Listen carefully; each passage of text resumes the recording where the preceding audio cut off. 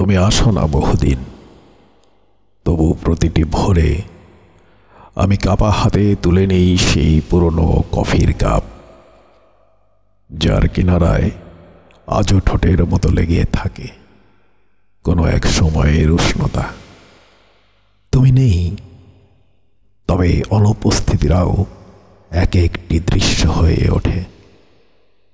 যেমন দরজার ফাঁক দিয়ে ঢুকে পড়ে হলুদ আলো, যেমন রাত্রি মাঝরাতে হঠাৎ থেমে যায় এক মুহূর্তের জন্য, আর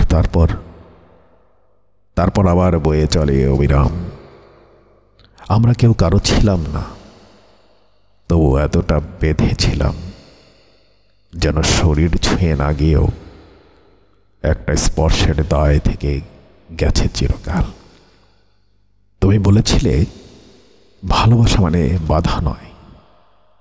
আমি ভুল বুঝিনি, শুধু একটু বেশি মনে রেখেছিলাম কথাটা। তাই আজও স্মৃতিরা মেঝে জুড়ে পড়ে থাকে ভাঙা কাচের মতো, যেখানে পা রাখলেই রক্ত, অথচ পা সরাতে ইচ্ছে করে না। কখনো কখনো খুব ক্লান্ত মনে হয় নিজেকে, তবু সন্ধ্যা নামলেই আমি আলো জ্বালি না। চাই ঘরটা অন্ধকারেই থাকুক, যেন অন্ধকারের ভেতর তোমার চোখ দুটো দেখা যায় একটু স্পষ্ট, আর সেই অস্পষ্ট হাসি যেটা তুমি রেখে গিয়েছিলে আমার বুকের মধ্যে এক ঝরনার মতো।